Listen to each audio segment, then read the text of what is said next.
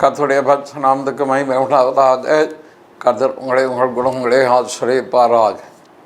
இந்த நாளில் நாம் தியானிக்கும்படியாக எடுத்துக்கொண்ட வேத பகுதி லூக்கா சுவிசேஷம் 2ஆம் அதிகாரம் 11ஆம் வசனம்.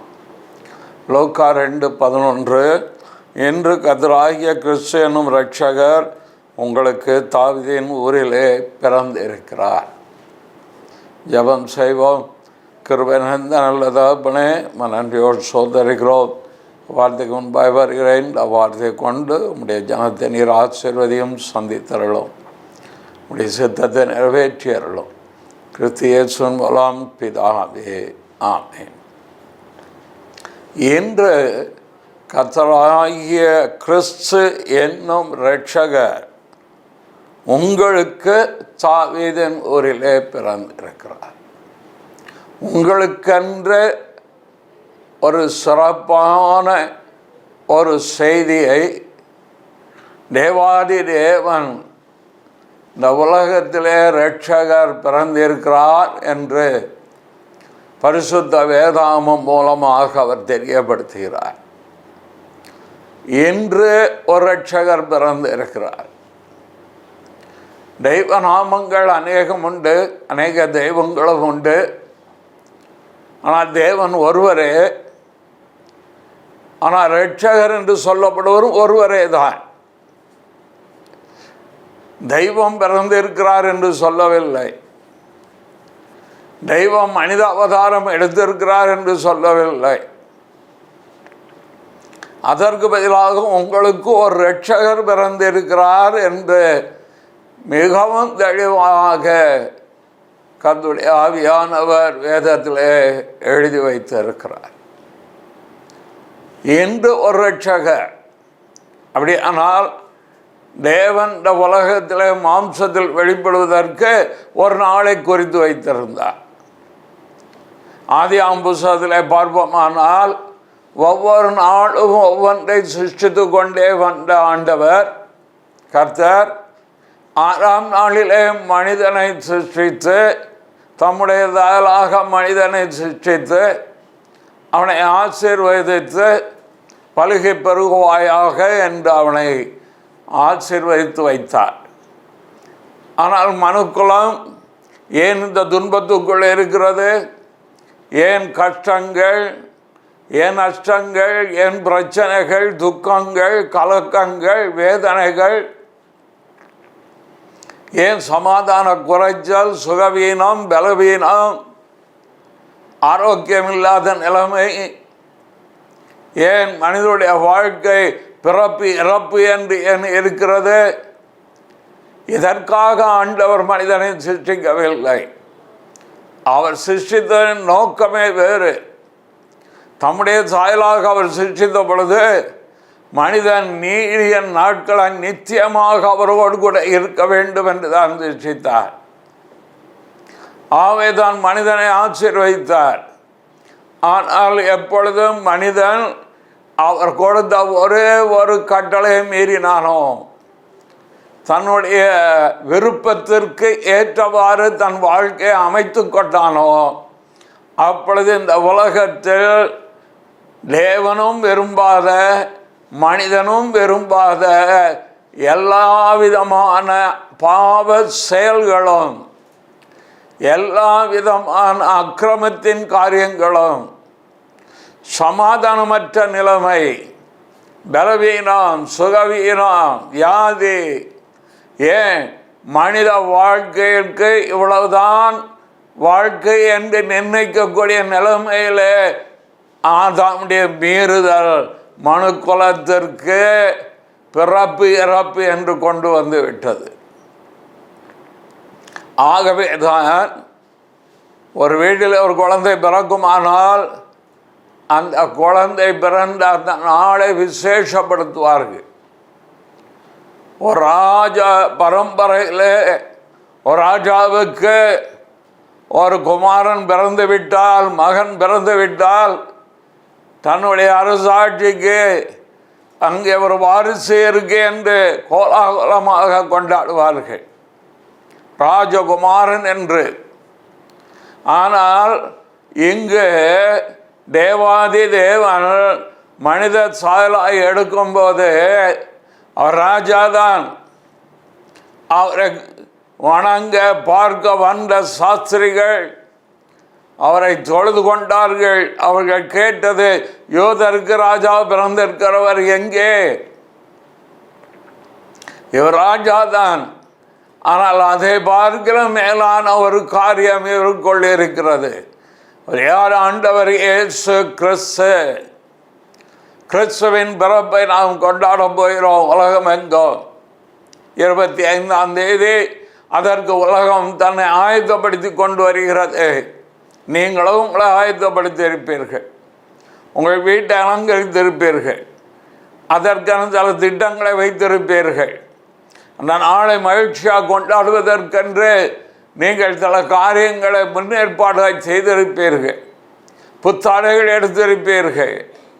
இதையெல்லாம் எதனால் ஏற்படுகிறது என்றால், தேவன் இந்த உலகத்தில் மனிதனாக ராஜாவாக கர்த்தாதி கர்த்தனாய் தேவாதி தேவனாய் இருந்தாலோ அவர் இரட்சகனாக அவர் வெளிப்பட்டார். ஒருவர் இன்னொருடத்தில் கேட்கிறார், உன் தெய்வத்தின் நாமத்தை சொல்லென்று. அதற்கு அந்த கிறிஸ்தவர் சொன்னார், எனக்கு ஒரு இரட்சகர் உண்டு. கேட்டவர் கிறிஸ்தவர் அல்லாதவர். இந்த கிறிஸ்தவர் சொன்ன, எனக்கு ஒரு இரட்சகர் உண்டு. ஏன் இரட்சகர் நமக்கு தேவை? ஏன் ராஜா பிறந்திருக்கிறார் என்று சொல்லவில்லை, அல்லது இறைவன் மனுக்குலம் எடுத்திருக்கிறார் என்று சொல்லவில்லை. அதுக்கு பதிலாக ஏன் இரட்சகர் என்று சொல்லப்பட்டிருக்கிறது. மனுக்குலம் முழுவதும் பாவத்திற்கு அடிமையாக பாவத்தினுடைய வாழ்க்கையில் அவர்கள் அதன்படி தன்னுடைய எண்ணங்களையும் நினைவுகளையும் விருப்பங்களையும் நிறைவேற்றி வரும்போது மனுஷன் பாவத்திற்கு உட்பட்டவனாய் இருக்கிறான். ஆகவே அவனுக்கு சமாதானம் இல்லை, சந்தோஷம் இல்லை, விடுதலை இல்லை, சுகம் இல்லை, ஆரோக்கியம் இல்லை, பலன் இல்லை, தேவ உறவும் இல்லை. தேவ பக்தி இருக்கிறது, தெய்வ நம்பிக்கை இருக்கிறது, ஆனால் தெய்வீக உறவு இல்லை. ஏன்? மனுஷனுக்கும் தெய்வத்துக்கு நடுவாக இருக்கிற ஒரு பிளவு. அந்த பிளவு என்ன? அதான் மனிதனுடைய அக்கிரமம், மனிதனுடைய பாவம், மனிதனுடைய மீறுதல். இவைகள் தேவனுடைய ஆசீர்வாதங்களாகிய இரட்சண்யம், சந்தோஷம், சமாதானம், விடுதலை, நம்பிக்கை, விசுவாசம், தேவ பிரசன்னம், தேவ ஆலோசனை, தெய்வீக வழிநடத்தல், தெய்வீக பாதுகாப்பை பெற முடியாமல் மனிதனுக்கும் இறைவனுக்கு கர்த்தருக்கு நடுவில் அது ஒரு பிளவாக இருக்கிறது. இதை நீக்கும்படியாக, இதை சரிபடுத்தும்படியாக இந்த பிளவை ஒரு பாலம் போல அமைத்து மனித உறவோடு தெய்வீக உறவிலே மனிதன் வாழ, தேவனும் மனிதனோடு தன்னை ஐக்கியப்படுத்திக் கொள்ளதான் இரட்சகர் இந்த உலகத்திலே வந்தார். ஆண்டவர் இயேசு கிறிஸ்து என்று சொல்லப்படுகிறனாலே அவர் பிறந்த பொழுது முழு உலகத்தினுடைய சரித்திரமும் ரெண்டாக பிரிக்கப்பட்டது. ஒன்று கிறிஸ்துவுக்கு முன், இன்னொன்று கிறிஸ்துவுக்கு பின். தெய்வம் உலகத்தில் வரும் பொழுது, தேவன் உலகத்தில் இரட்சகராய் வரும் பொழுது அந்த ரட்சிப்பின் ஆசீர்வாதம் உலகத்தை ரெண்டாக பிரித்து காண்பித்தது. பழைய உடன்படிக்கை, புதிய உடன்படிக்கை, பழைய சரித்திரம், புதிய சரித்திரம். நம்முடைய வாழ்க்கையில், உங்களுடைய என்னுடைய வாழ்க்கையில் இயேசு கிறிஸ்து பிறப்பார் என்றால், என் வாழ்க்கையில் அவர் பிறந்து இருக்கிறார். 1978 ஆகஸ்ட் 27 காலை 10:45 மணிக்கு தான் இயேசு என்னை ரட்சித்தார். கிறிஸ்து உங்களுக்குள் வருவார் என்றால், பிறப்பார் என்றால், உங்கள் வாழ்க்கையே ரெண்டாக எப்படி மாறும் என்றால், பழைய வாழ்க்கை புதிய வாழ்க்கை, பழைய மனுஷன் புதிய மனுஷன். நம்முடைய வாழ்க்கையில் பழைய தரிசனம் புதிய தரிசனம். நம்பிக்கை என்ற வாழ்க்கையில் நம்பிக்கை கொடுக்க, சுகமில்லாத வாழ்க்கையில சுகத்தை கொடுக்க, சமாதானம் இல்லாத வாழ்க்கையில சமாதானத்தை கொடுக்க அவர் நித்திய பிதா என்ற ஸ்தானத்தில் இருந்தவர் இரட்சகராக இங்கே வந்து இருக்கிறார். ஒரு பையன் ஒரு வீட்டில் அவன் ஜெபித்து கொண்டிருந்தான். அந்த நேரம் ஒரு குருவானவர் போதகர் போனார். அப்பொழுது அவர் தாய் தகப்பன் அங்கே இல்லை. இந்த பையன் ஒன்றை சொல்லி ஜெபிக்கிறான், ஒரு அடி இறக்கம், ஒரு அடி இறக்கம், ஒரு அடி இறக்கம். இந்த போதகர் அவரை கூப்பிட்டு கேட்கிறார், என்ன தம்பி ஒரு அடி இறக்கம், என்னுடைய அர்த்தம் என்ன? அவன் சொல்றான், என் தாய் தகப்பனுக்கு ஆண்டவர் இயேசு அறிவிலே இருக்கிறார், உள்ளத்திலே இல்லை. ஆவே அந்த மூளைக்கு எழுதித்துக்கொள்ள தூரம் ஒரு அடி. ஆவே ஒரு அடி இறக்கம். இயேசுவே கிறிஸ்து என்று உங்களுக்கு தெரியும், ஆனால் அந்த கிறிஸ்து உங்கள் உள்ளத்தில் பிறந்து இருக்கிறாரா?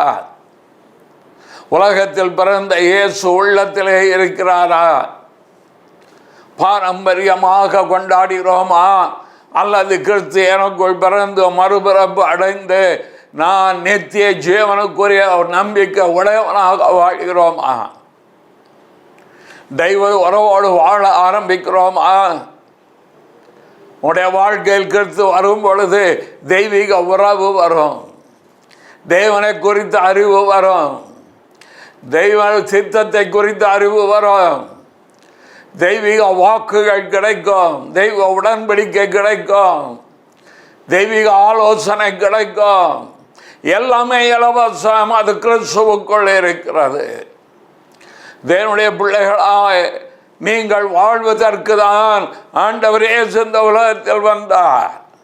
யாராயிருக்கலாம், கிறிஸ்தவரா கிறிஸ்தவர் அல்லாதவரா, தெய்வ நம்பிக்கையுடையவரா தெய்வ நம்பிக்கை இல்லாதவரா, அதை பற்றி கவலையே கிடையாது. தேவனத்திலே பட்சபாதம் இல்லை. எல்லாரும் ரட்சிக்கப்படுவதற்கு, எல்லாரும் மனம் திரும்ப வேண்டும் என்று இப்பொழுது அவர் விரும்புகிறார் என்று அப்போது 17:30 நாம் வாசிக்கிறோம். ஆம் தேவனுடைய பிள்ளையே, அவருடைய அன்பு தன்னை உலகத்திலே குமாரனாக வெளிப்படுத்தி ஒரு பரிசாக அவர் தன்னை கொடுத்தார். உலகத்தில் பரிசு அனுப்புகிறோம் அல்லவா, வாழ்த்து அட்டைகள் அனுப்புகிறோம் அல்லவா. அப்படியானால் நமக்கு ஒரு பரிசு கொடுக்கப்பட்டிருக்கிறது பரலோகத்திலிருந்து. அது இயேசு கிறிஸ்து என்னும் இரட்சகர் என்னும் பரிசு. இலவசமாக கொடுத்திருக்கிறார். உடைய நாமத்தின் மேல் விசுவாசம் உள்ளவளாய் அவரை ஏற்றுக்கொண்டவள் எத்தனை பேர்களோ அத்தனை பேர்களும் தேவனுடைய பிள்ளைகளாகும்படி தேவன் அதிகாரம் கொடுத்தார். உங்கள் பக்தி, உங்கள் தெய்வ பயம், உங்கள் மார்க்க பக்தி, மார்க்கத்தின் வழிபாடுகள் எதுவாக இருந்தாலும் பரவாயில்லை, உங்களுடைய வாழ்க்கையில் சமாதானத்தை நிலைநாட்டக்கூடிய ஒரே ஒருவர் ஆண்டவர் இயேசு மாத்திரமே. ஏனென்றால் துன்மார்க்கனுக்கு சமாதானம் இல்லை. சமாதானம் அருளும் தெய்வம் இரட்சகபெருமான் இயேசு கிறிஸ்து. அவர் உலகத்தில் பிறந்தார் என்று உங்கள் உள்ளத்தில் பிறக்க இடம் கொடுங்க. இதோ வாசல் பெற்று கதவை தட்டுகிறேன், ஒரு ஏகாந்த சத்தத்தை கேட்டு கதவை திறந்தால் நான் அவனோடு சென்று போஜனம் பண்ணுவேன் என்று இன்றைக்கும் அவர் ஒரு குழந்தையாய் அல்ல, உயிர்த்தெழுந்த இரட்சகராக இன்றைக்கும் தன்னுடைய ஜீவனை கொடுத்து மனு குலத்தை மீட்கும்படி உலகத்தில் வந்த தெய்வம் இன்று உயிரோடு கூட இருக்கிறார். வெளிப்படுத்தின விசேஷம் 3:20 இருக்கிறது. உங்கள் வாழ்க்கை கிறிஸ்துவுக்கு கொடுக்க, கிறிஸ்து வருகிற புதிய ஆண்டு, புதிய கிருபை, புதிய பலன், புதிய அபிஷேகம், புதிய வரம், புதிய தரிசனம், புதிய வாக்கு, புதிய உடன்படிக்கை, சகலவற்றை இதோ புதிதாக்குகிறேன். வாழ்க்கை மறுரூபமாகும், எண்ணங்கள் மறுரூபமாகும், உங்களுடைய எதிர்காலம் பிரகாசம் உள்ளதாக மாறும். கர்த்தர் உங்களை ஆசீர்வதிப்பார்.